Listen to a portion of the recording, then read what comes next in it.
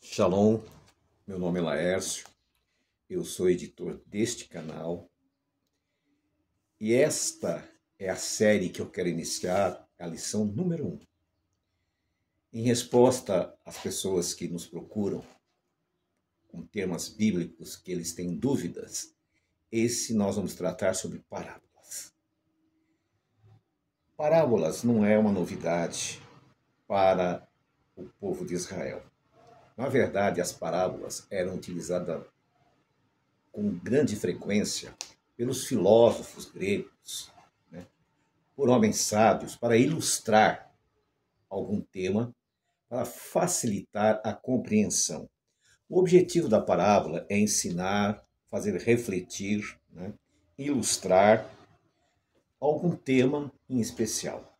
Mas Jesus usava esse método para que os discípulos entendessem e os fariseus não.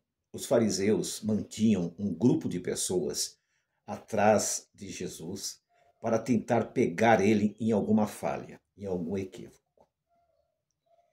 Ele era perseguido dia e noite. Porém, ele não queria antecipar os problemas. Por isso que ele falava em parábolas.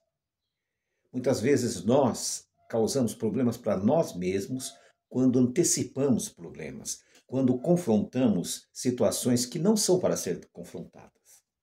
Muitas vezes as pessoas me perguntam algum tema e eu demoro para responder. Não que eu não saiba a resposta, mas a minha ideia é que essa pessoa reflita também nas perguntas que ela fez.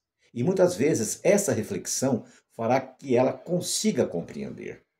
Um dos maiores erros teológicos da atualidade é tentar trazer as parábolas bíblicas para a nossa época, para a época em que vivemos. Fatos que ocorreram há 2000 anos atrás, numa cultura totalmente diferente da cultura atual. Muitas vezes cometemos erros e equívocos.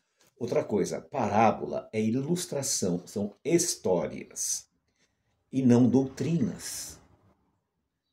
Mais um fator, nenhum tema bíblico pode ser considerado uma doutrina se não houver uma confirmação de mais de um texto e que esteja em harmonia com os demais textos bíblicos.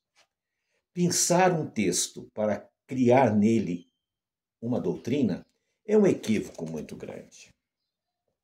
E Jesus ele não estava disposto naquele momento a criar problemas para o seu ministério. Ele sabia que no final iria acontecer uma perseguição tremenda. Mas iniciar a perseguição no começo do seu ministério seria iniciar fracassado. A mesma coisa acontece conosco. Quando nós estamos no ministério, nós temos que ter sabedoria. A maioria das pessoas se achegam a nós não porque elas nos amam, não porque elas têm confiança em nós, não porque ela nos admira, mas ela quer testar o nosso conhecimento, para ver se realmente nós estamos capacitados para ministrar, para ensinar. É muito comum, quando ministramos, que as pessoas queiram mostrar conhecimento, ou outros criar embaraços. Por isso que Yeshua falava em parábolas. Nós vemos dois casos interessantíssimos de parábolas.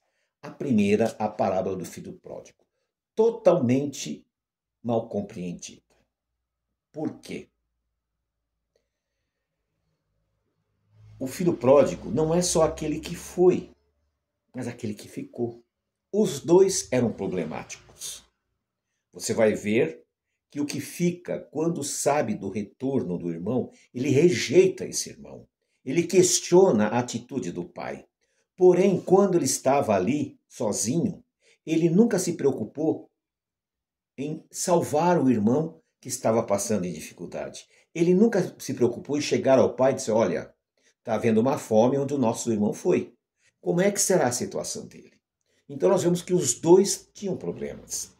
E o pai está tentando administrar de uma forma a não causar malefícios aos dois filhos. É a maneira que Deus lida conosco. mas muitas vezes nós não entendemos. Um outro fator dessa parábola é que nós temos que ir a Deus e não Deus vir a nós. O filho pródigo que foi, vai até o pai. O filho que ficou, vai questionar. Para que quando nós vamos ao pai, ele dá a resposta.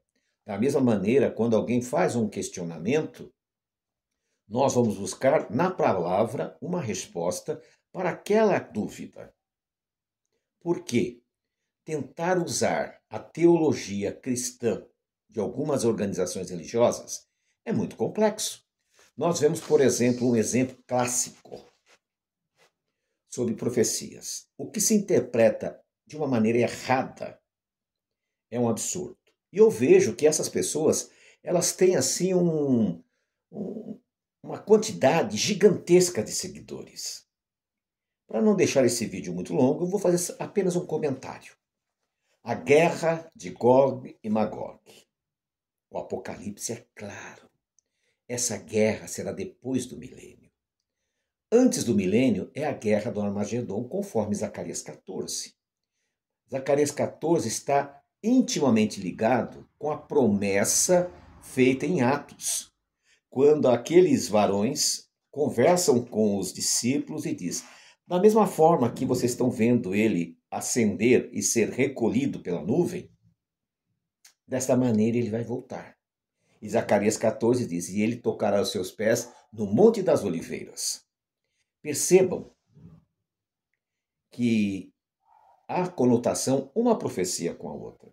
Porém, as pessoas interpretam a profecia de Ezequiel como se fosse logo no começo do milênio, no final dessa história, no começo do milênio. Por quê? Porque houve uma má interpretação. Por isso nós temos que ter muito cuidado. Porque por querermos ser sábios além do necessário, nós podemos nos confundir pessoas e irmos para o engano. Por isso que eu sugiro a todos nós, vamos ser humildes, sinceros, compreender as profecias como ela é e não como nós queremos que seja. Shalom, shalom.